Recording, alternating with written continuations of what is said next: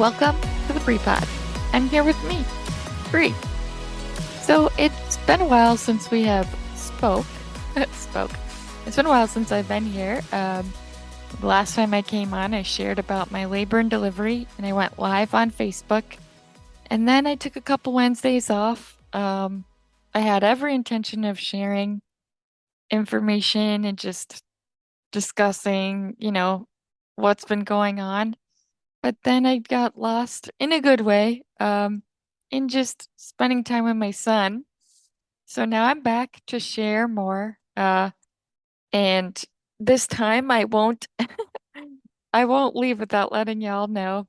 But basically, I wanted to talk about why we had to fire our first pediatrician, or as I said in a different manner, why we broke up with her.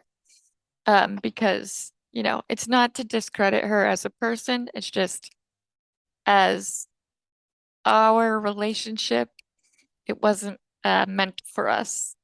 Um, so after I shared about my labor and delivery, I said I had another story to share. And if you haven't listened to that episode, you can go back. I put it up last week, even though it was recorded a couple weeks prior. Um, but to leave off from that episode, I basically was discharged on, I believe, the 19th of September, the day after I needed to meet up with the new pediatrician.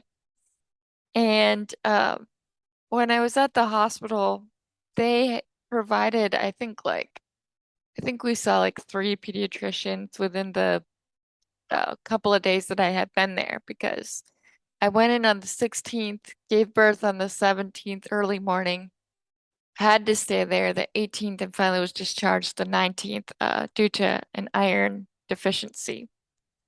So at this point, I was like so far gone due to the lack of sleep because, as many of you know, that has been in a hospital in general, they come in at all hours of the night, which can be great, but also very tiring.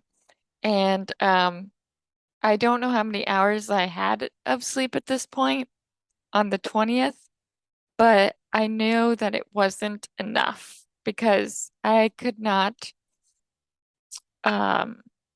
I could not speak well. I wasn't able to articulate what I was trying to say in many cases of different people I was seeing and talking to, even with family members calling and checking in.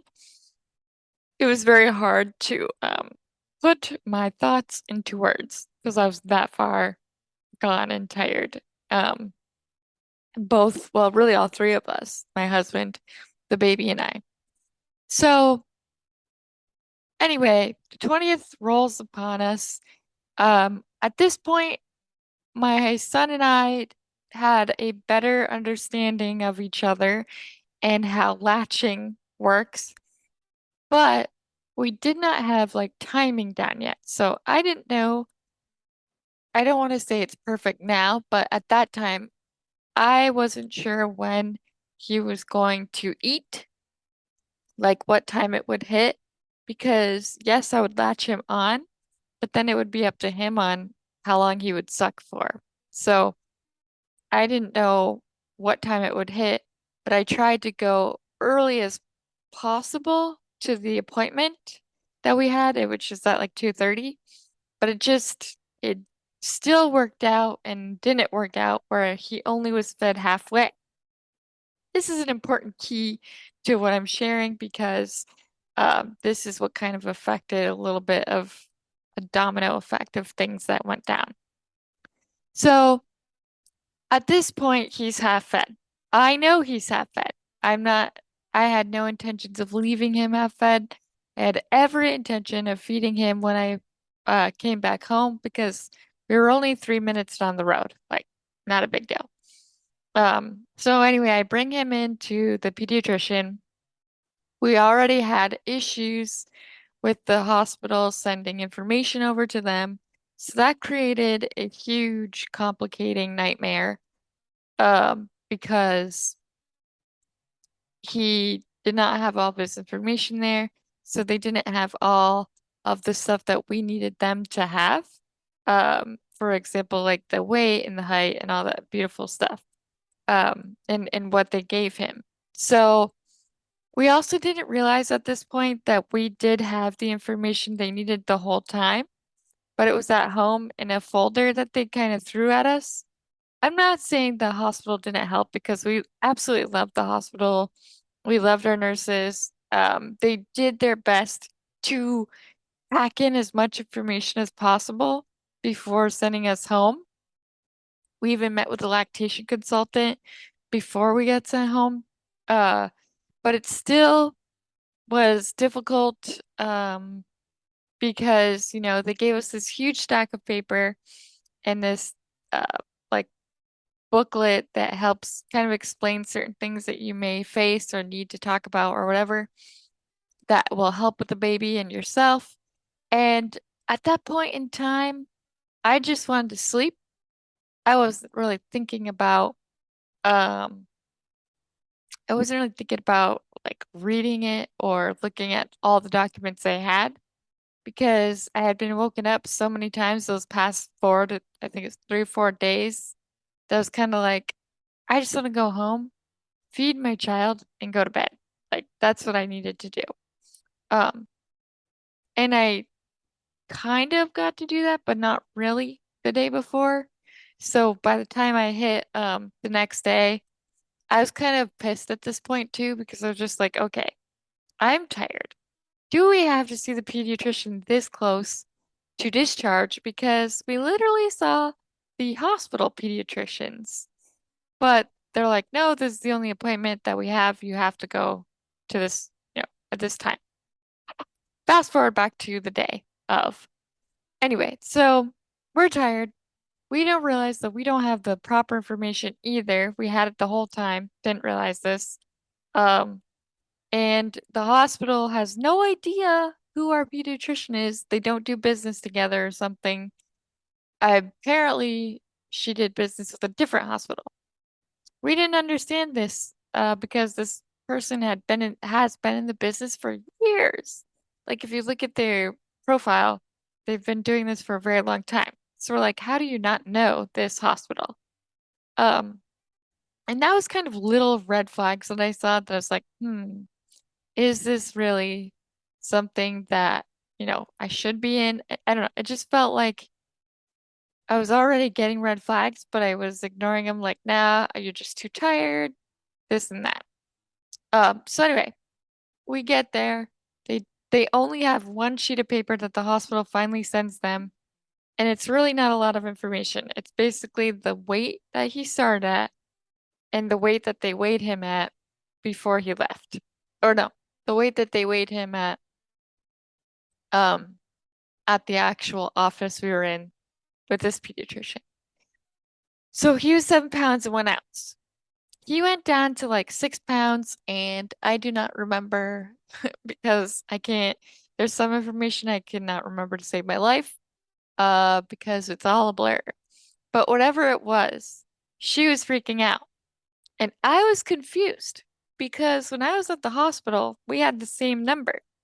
I mean, literally, I was at the hospital the day before, and they were like showing us this growth chart. They're like, "This is where he's sitting right now. This is normal for him to lose weight.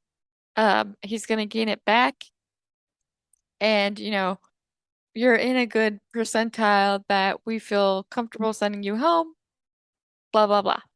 So when we get to the pediatrician, she does not feel the same way. Well, first off, this poor guy is crying because he's hungry. Now, mind you, he only had one side. I still had yet to give him the other side, which I had planned on doing. She's like, your son is hungry. You're not feeding him, and you need to basically, I need to sit down and feed him right now because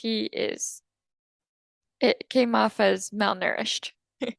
Um, and so at this point, I'm really tired. I'm not handling things very well mentally, and I hear, you're not feeding your son. which is exactly what she said. And I sit down in the corner of the room and I start to pretend that I'm taking notes because I'm trying to stop myself from crying because I did not want to cry in front of her. I was just like, no, no, it's okay. Just write it down. And she just starts railing it in like, you need to feed him 10 minutes on each side. And every 2 hours, you need to wake him up, or even an hour and a half. And then I was writing all this down, and now I'm just bawling. Like, I cannot hide it anymore. I basically was told that I'm not feeding my son. Not basically, I was told that. Um, and now I'm triggered. I'm upset because, I don't want to hurt my son. The feelings that the feelings that were coming to me that I was dealing with, um, I the feelings that were coming to me that I was dealing with, I was just like at a loss. I could not believe that this is what's being told to me. I could not believe that I could be hurting my son. And I was like, how am I going to do this? Because at this point, I'm like, I'm not sleeping at all. Once I finally do get him latched, he's eating, but he's eating when he feels like it. So it's not like a full 10 minutes is him fully eating. So she says to keep him on for 10 minutes, but she means 10 minutes of him actually feeding. So when you calculate that time altogether of what she's saying, there is no rest. Rest does not exist because he would have to actually feed for those 10 minutes on each side, which he wasn't doing. He's doing his own kind of like suckle suckle here. He'd be like on maybe a good 5 minute go and then fall asleep, suckle suckle, wake him up, maybe a minute. You know what I mean? Like it wasn't perfectly 10 minutes, 10 minutes. And then that is just feeding. That's not including, when you need to get up to use the bathroom or feed yourself or sleep. Like when they're like, oh, sleep when the baby sleeps. By the time you get yourself to sleep, this dude's up to eat again. This is how it looked like for me in my mind as she's saying, this is all the stuff you need to do. I'm freaking out. She turns around because she's asking me a question and sees that I'm crying. And then she looks at my husband and she's like, why is she crying? Um, I don't know. Maybe because you just told me that I'm hurting my son, basically.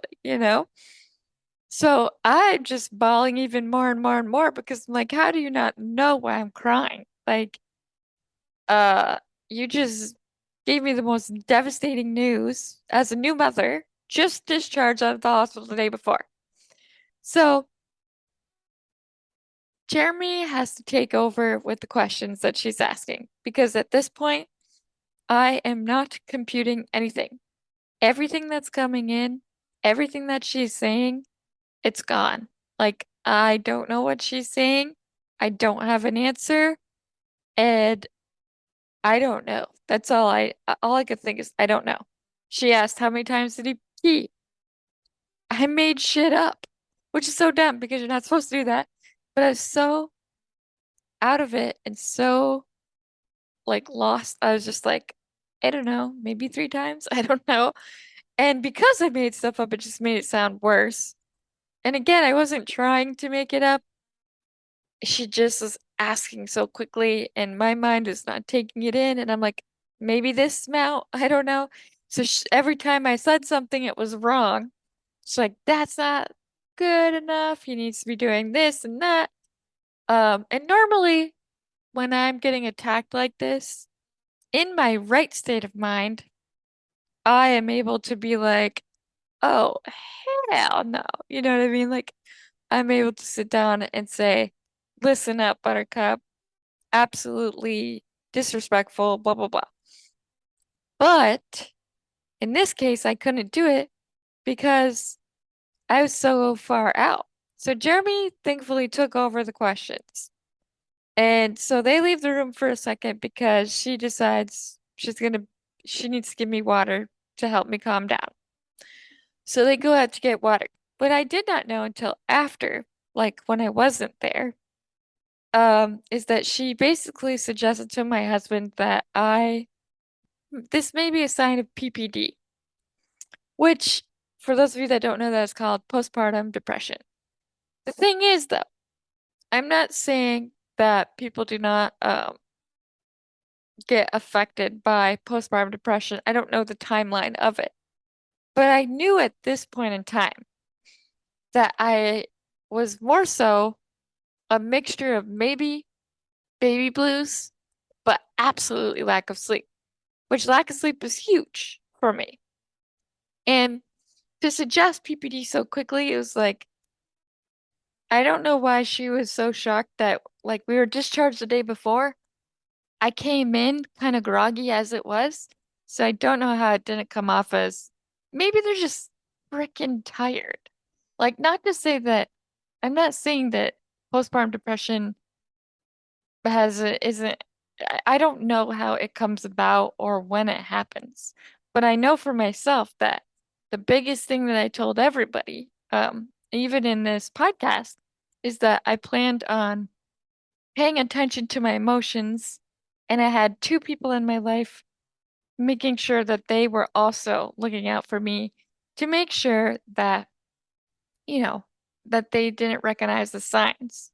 And at this point, everybody agreed with me that I was maybe a little mix of baby blues, but definitely lack of sleep tired. Not the formation at this moment in time of PPD. And up to this point, I have not seen the signs, but I have been very um, open with the two people that I trust about it, as well as they have me taking like this quiz every time I go to an appointment to see where I'm at on the scale. So there are measures being taken to just watch out for it, to see, if it's going to happen. And so with that being said, though, I'm glad I did not know this because I would have just probably kept bawling. Like, that was the thing. I tried stopping the crying. It did not work. And later when I told my friends about this, one of them reminded me, who knows me very well, said, it sounds like a part of you was triggered as well. And and I don't know why I forgot this because I'm well aware that I'm recovering from an eating disorder. But she reminded me that that could hit as a trigger too, because the thing is, when you are recovering, a lot of people still think that, oh no, she's starving herself. She'd starve her baby or something.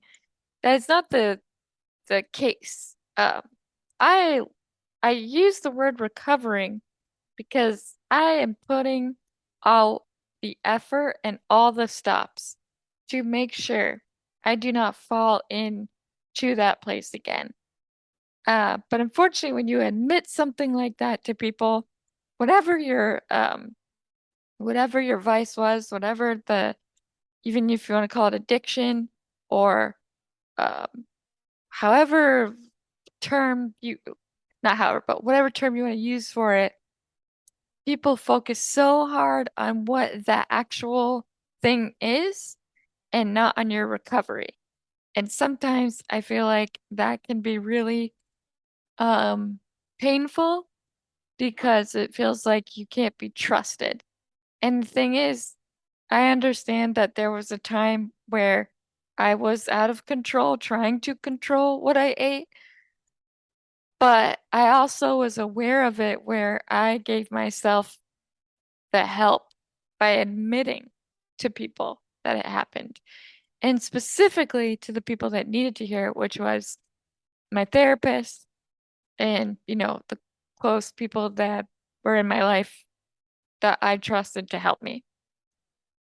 But for the people that know about it, that I just told to, to tell where I was at, there's just some people that unfortunately take it and think, oh, well, they're gonna do this because they don't understand that there's so much depth to that.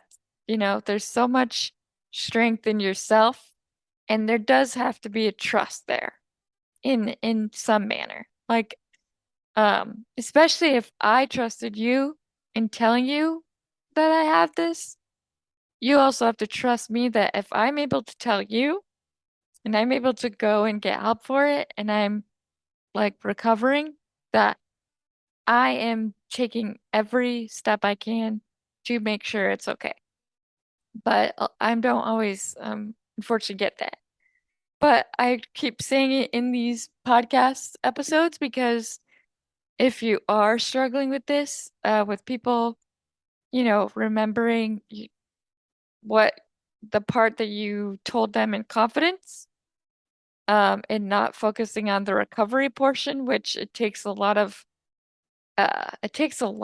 People don't realize how much effort is put into there, the emotions that you have to face, the thoughts that you have to face, and just the trust that I was never, ever, ever, ever going to put my son in danger.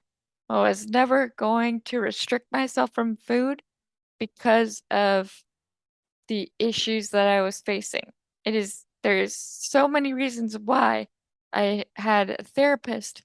I had the, I was working out. I had a nutritionist. Like, I chose all these people to come into my life so that I could get help. If I didn't want help, I could have just ignored it all and not tried and lied about it, or just, you know, had someone try to give me like some form of I don't know, like what is that group thing called? I forget. Intervention. But I didn't do that because I knew the issue with me. And I know I'm bringing this up with a little bit of I guess, seriousness in my tone, but it's because it's very frustrating when you're trying to work on yourself and you're trying to help yourself and to have people constantly be like, oh, well, you better be feeding them. You better be feeding yourself. It's like, yes, I am, but I'm not doing it for you. I'm doing it for me and I'm doing it for my son and for my health. Um, and I did not get the help uh to mm, not do this. Like I knew the issue and I went about it.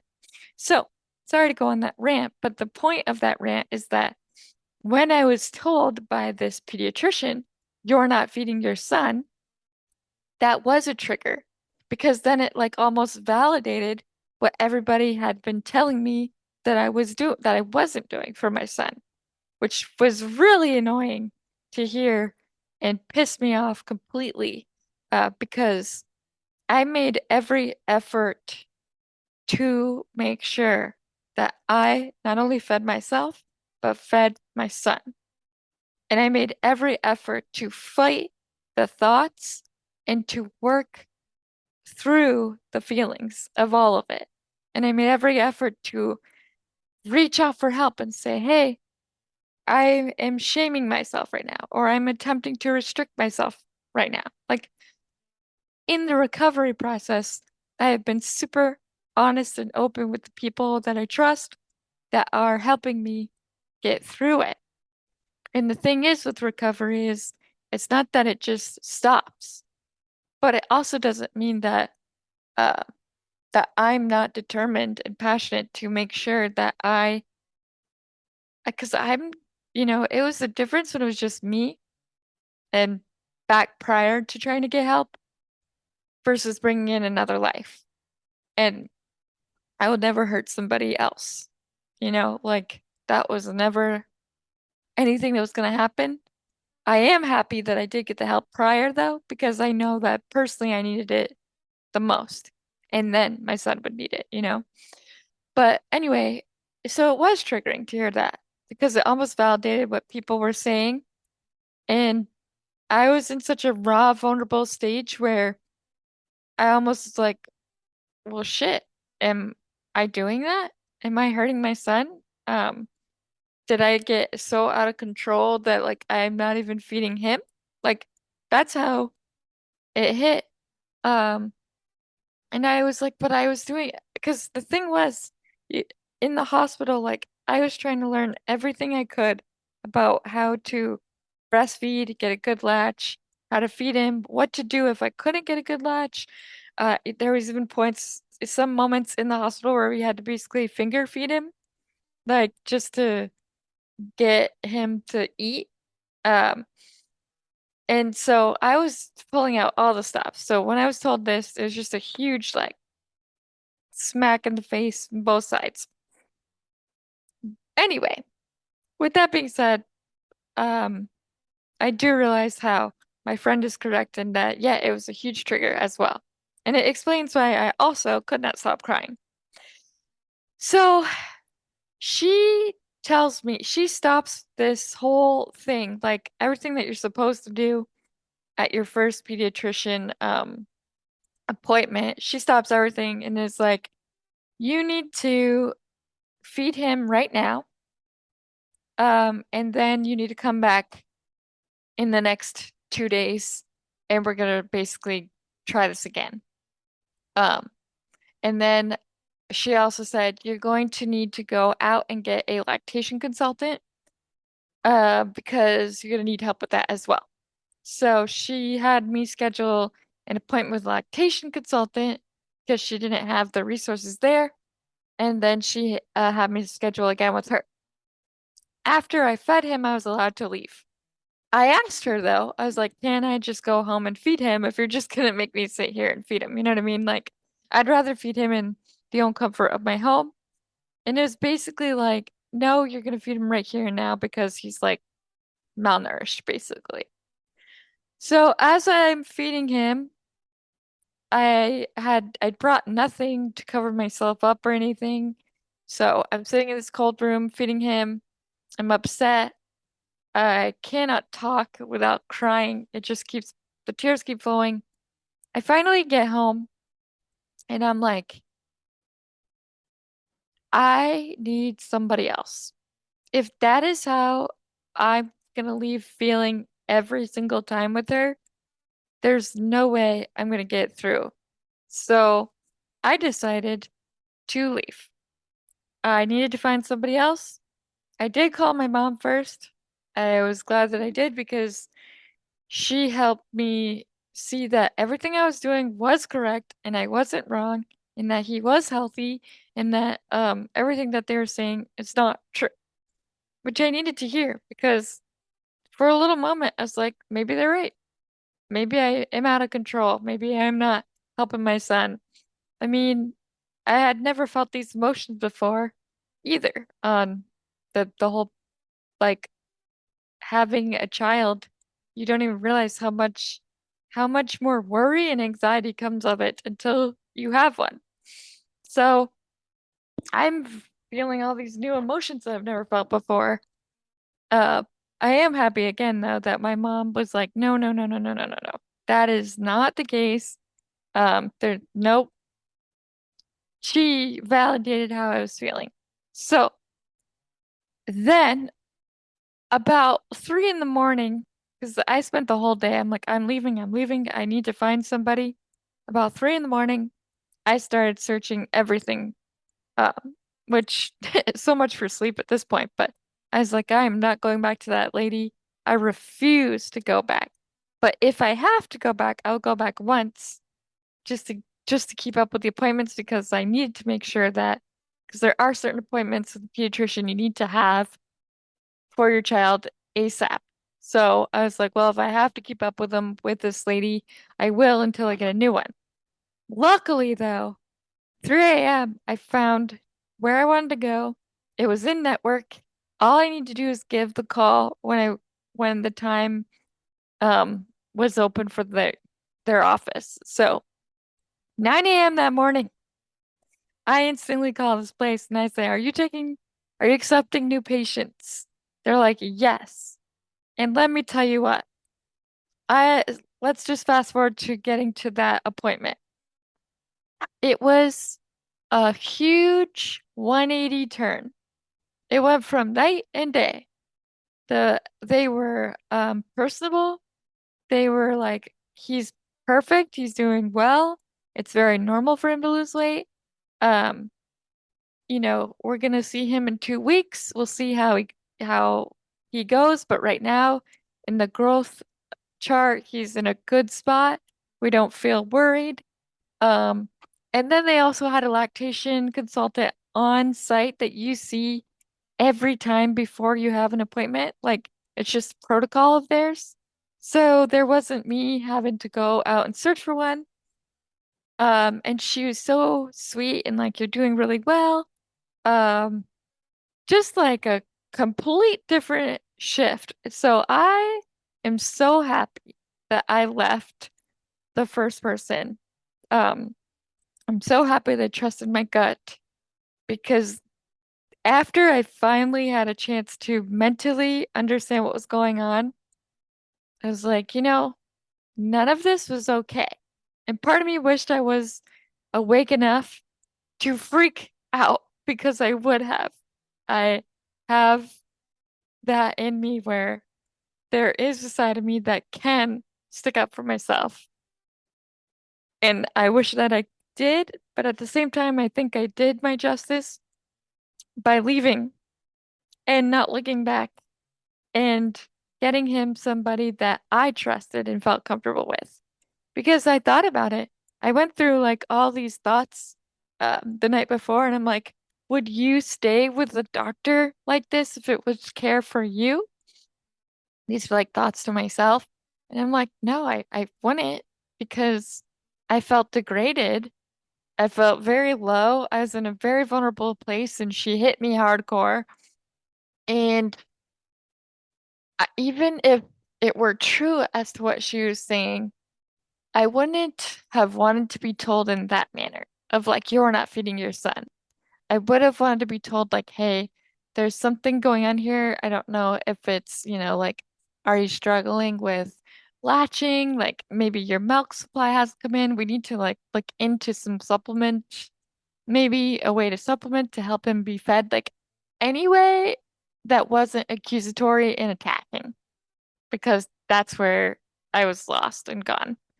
Um, so I am so grateful for where we are now. They are amazing. We are not looking back. And I again go back to encouraging everyone that if you do not feel right with a doctor or someone that you are going to for health, for your child or for yourself, I highly suggest that you should never stay with someone that makes you feel, you know, almost like really that you cannot trust because you should be able to trust them with your health. That's the whole point. Like at the end of the day, yes, are there doctors that have their degrees and they have their knowledge base? Absolutely. But at the end of the day, this is just like college where you are taking out the loan, aka in this case, the insurance, and you are paying them for their service. That is why it is okay to break up with whoever you need to break up with, especially if you are paying for their service. It does not matter how many years they went to school. It does not matter if they had the best raving reviews online. If you do not feel safe, if you do not feel comfortable, if you do not feel like you are being heard, then you don't have to pay them to feel degraded or to feel like you are um a burden or any negative feeling from an appointment. Now, I'm not saying you have to break up with everybody because there are hard truths that we get too, but there's a difference between a hard truth and a difference between being unseen and unheard. And a lot of people feel guilty and shame for leaving. But the thing is, you've got to remember that it's your money and it's your body and your health. And had I not learned this sooner, um, you know, I would not know that I have endometriosis because I would have just listened to the first person that told me you just have a bad period. And with that, I am grateful that I became a fighter and advocate for my health because I was able to do it for my son too. Um, because had we stayed with that first pediatrician, I'm gonna be straight up honest with you, I don't think I mentally would have done well with her because she had that kind of personality where every appointment would be degrading. And I take things to heart, especially when I'm vulnerable, because, I've never been a mother before. I'm not trying to act like I know everything. I do listen when I need to listen. I know some of can be stubborn, but I do listen when I need to listen. And sometimes I listen when I should not listen. Just there are things that I've been told that I should not have listened because it's not true. Not everything that's said, even if you feel like it's true, because you're shaming yourself, you're guilting yourself, it doesn't mean it's true. And so I am very grateful that my mom acknowledged how I was feeling, and not just because she's my mom. She does have an input that comes from experience. She had twins, so she would be honest with me and be like, "Girl, your son's not getting fed if he wasn't getting fed." You know what I mean? Um, but anyway, with all that being said, I wanted to share this experience because if you do feel like something is wrong and you do feel like I will always say this, I'm always going to be an advocate for it. You do not have to stick with the person that you're seeing just because of, you know, they said so and they have the degree and they have the health background. Because at the end of the day, maybe other people love them, right? Like maybe the reviews are great, and that's why I'm not sharing her name. I'm not Yelp reviewing her and be like, she's a horrible person, because there probably are people that really love her and have had her for years and don't agree, and that's okay. Not everybody has to agree. Not everybody has the same experiences as each other. So, with all that being said, we're very happy with our new pediatrician. Um, he is doing very well. He actually gained a pound. So yes, I was a little salty and I did put on my Facebook, I was like, to the first pediatrician that we saw, he gained a pound. He has been fed. So, not by doing her way either. Um, yeah, it was a little petty, but I didn't say her name. It's just kind of like I needed to be like, you know what? I did do it.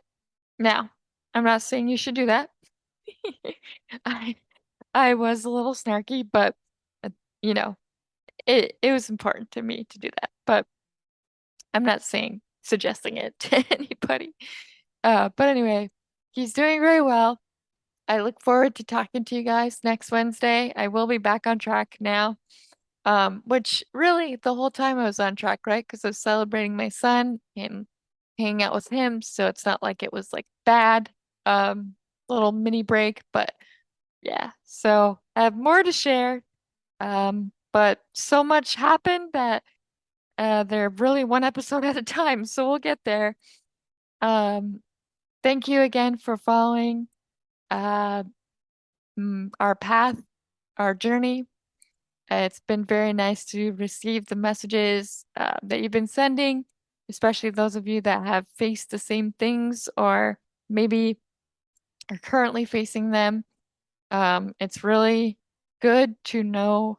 I'm not saying it's good of what happened, but it's really nice knowing that somebody else has experienced it too and is there for you or can relate to you. Um, because then you're like, I'm not alone. And it's scary feeling lonely, um, and stuff like this. So, with that being said, you are loved, you are worthy, you are cherished, and Liam and I are proud of you. Until next time, on the Brew Pod.